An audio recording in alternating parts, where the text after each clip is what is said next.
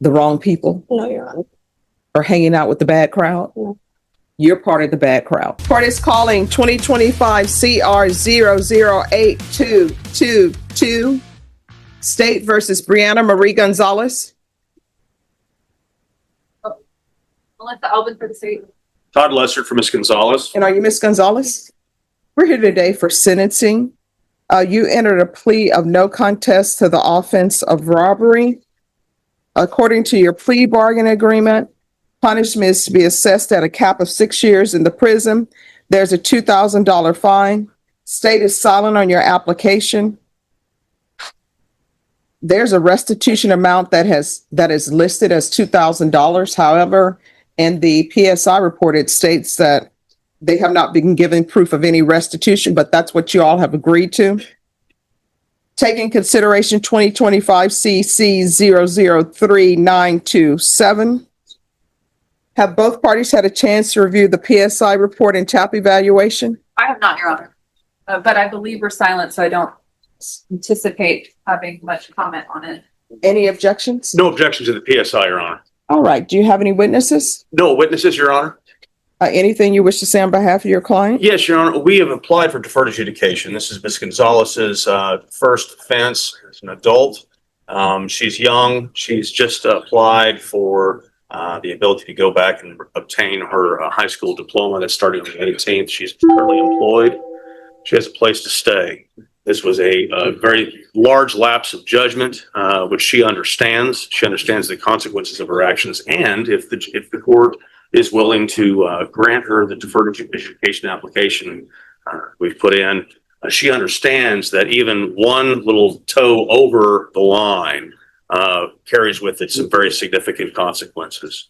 Judge, we'd ask that you please grant our application for deferred adjudication and allow Ms. Gonzalez to prove to this court that she can be a productive, non-offending member of society. All right, Jonah, raise your right hand for me, please. Do you solemnly swear or affirm the testimony you give will be the truth and nothing but the truth, so help you God? Yes, Your Honor. All right, you can lower your hand. State your name for the record. Brianna Gonzalez. The judge looks directly at the defendant and asks why she committed the offense. When she claims she was with the wrong crowd, he immediately stops her. He tells her that everyone blames someone else, but the truth is, she was the bad influence. He reminds her that the victim trusted her as a friend, gave her a free ride, and she repaid him by stealing his car and injuring him. So, why did you do this? I wasn't thinking right. I was being dumb and ignorant. Well, this person is supposed to be your friend. Is that not true? No, Your Honor.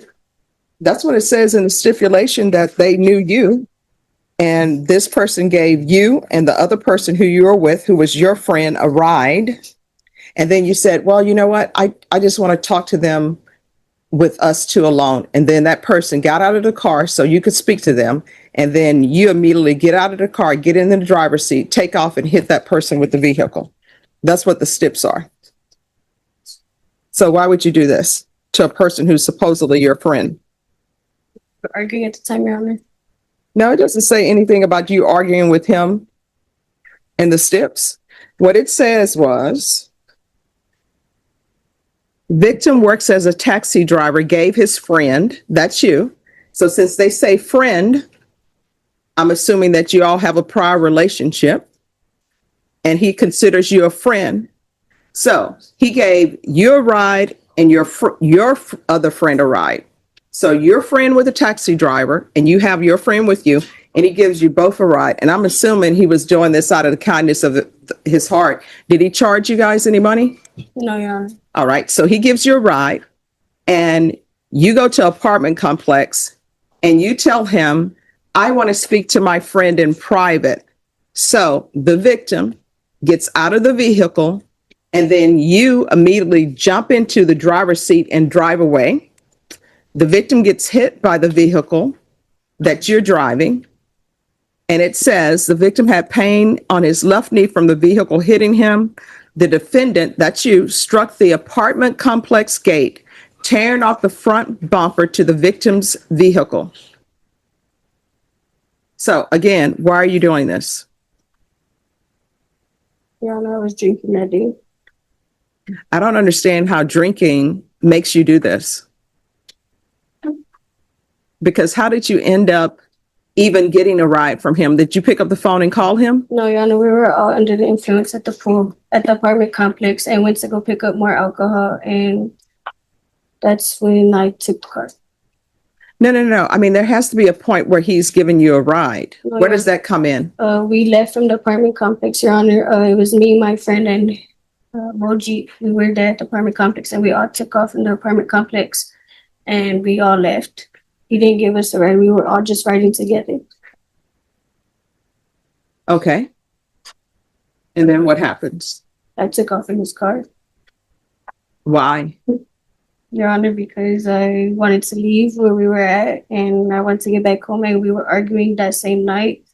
We had got into an altercation with my other friend.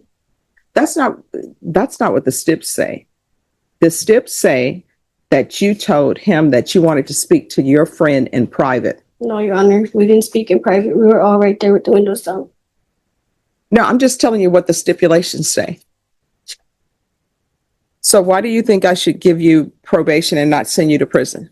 Your Honor, I'd like to get my life together and change my ways. I was a troubled teenager for my grandparents. Grew up in the CPS system, and I always ran away. And I feel like me getting myself together would be better and change my ways so I can accomplish my goals and work and continue taking care of my grandparents.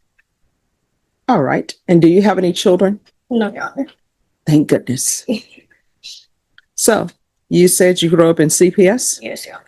So where are your parents? I don't talk to my mom or my biological dad, Your Honor. So you're just living with your grandparents? Yes, Your Honor. And who all lives with the grandparents? It's me and my grandparents.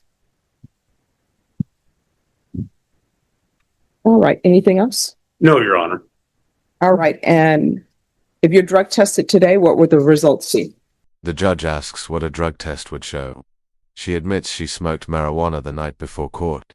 He tells her plainly that she's still making the same bad decisions. If she wants probation, the very least she can do is show up clean, but she didn't. He warns her that blaming the wrong people won't work anymore because she is part of the bad crowd. So you're still making the same choices that are not good choices.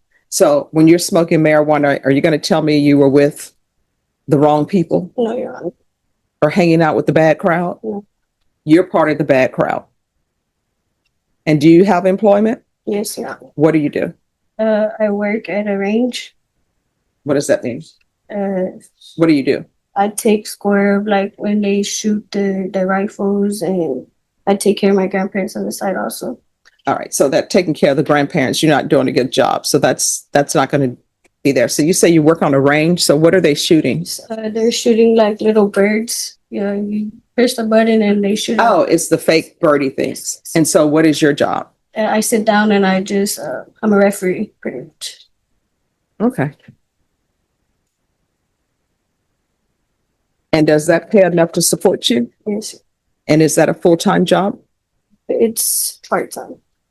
All right. So you're going to have to get a full-time job. You understand? And your grandparents, they're letting you stay there. So their rules apply. And if you want me to give you probation in this case, you're going to be on GPS. Sure. Is there anything, State, you wish to say? I know you're silent. I don't know if there's something you wish to say with regards to facts. Your Honor, I know that the defendant had her recitation of the facts and the court is reading the facts from the stips. We don't have any information that the stips are inaccurate. So that's what I'll rest on. Okay. All right. Thank you. Yes, ma'am. I also have a dismissal for you.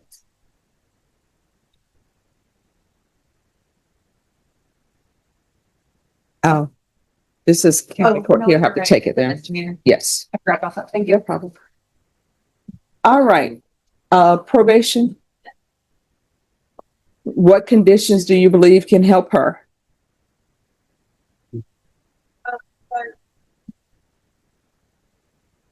We obviously have drug issues, bad decision making.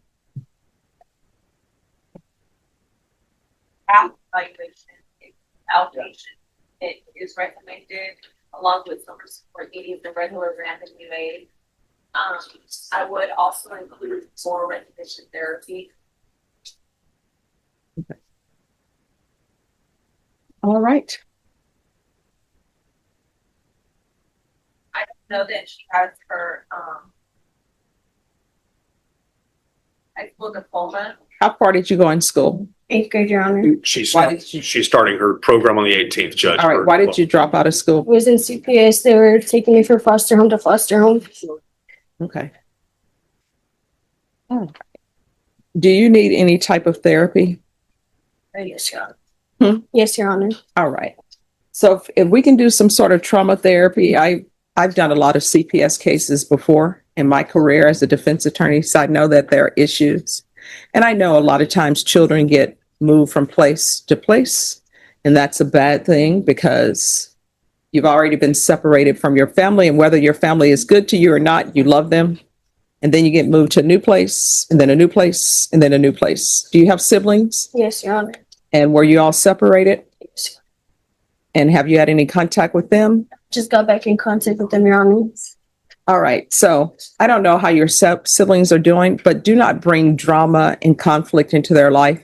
You had a bad start in life, and the reason why you've had a bad start is because you've been in CPS care, right? Yes. So you're going to have to turn things around and break the cycle.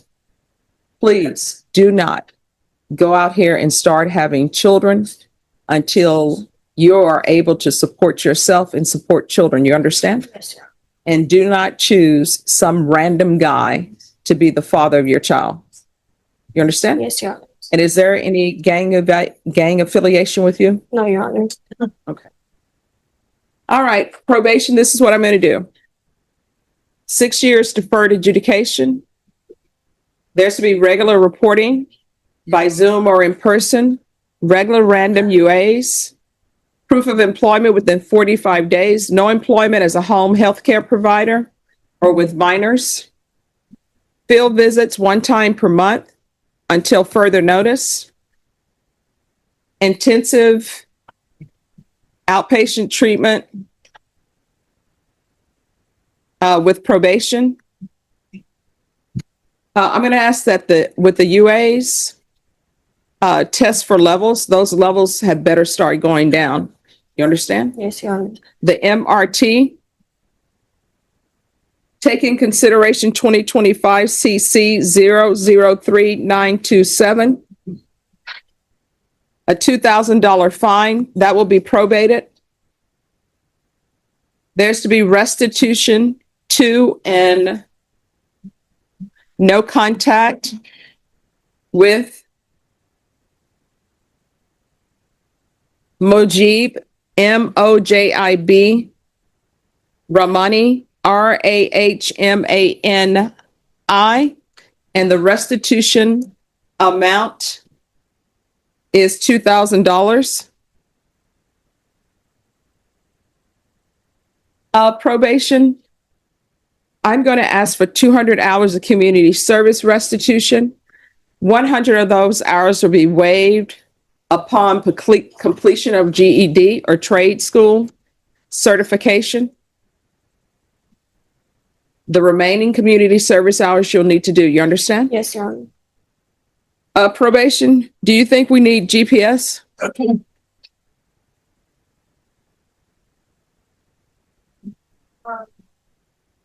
Judge, I don't think it's that. All right. Is there anything else we need, probation? No, I just want to know, are you in a position for her to get the principal? No, because sometimes I would tell you, sometimes I realize some people are not good test takers, right? So what I'm telling you, if you obtain your GED or if you get a trade school certification, I'll deduct 100 hours of your community service restitution. Do you understand? Yes, Your Honor. All right. And then probation, if possible, some type of trauma therapy for her, please, to address CPS issues. All right. Is there anything else you need from the court to be successful? No, Your Honor. Did you review the document entitled Trial Court Certification of Defendant's Rights to Appeal with your attorney? Did you understand it and sign it? Yes, Your Honor. Because this is a plea bargain agreement, because I followed your plea bargain agreement, and because you waived your right to appeal, you do not have the court's permission to appeal. Do you understand? Yes, Your Honor. All right, we can go off the record. Here's the thing. Everybody, I can guarantee you, your attorney has probably had bad things happen to him. Nobody has had a great life where they've just gone through and their life has been perfect. But you can overcome it, but you're going to have to fight to overcome it. You understand? Yes, sir. And at some point in time, the fact that you were in CPS care, the fact that your parents didn't do what they needed to do, at some point in time, your choices become your own. And what I can tell you in this court, since you're on probation, at this point, you can put it on a calendar. Any choices you make, those are going to be your own choices. It's not going to be my parent did this or my parent did that. You understand? Yes, sir.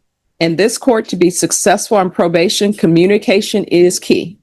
If you have an issue, let your probation officer know about it. If you feel they're not addressing it, you can come back to court, okay? Yes, Your Honor. And here's my advice to you.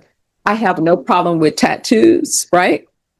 But if you want people to look at you and want to read your book for employment, you're going to have to stop with the face tattoos and stop with the piercing of the face.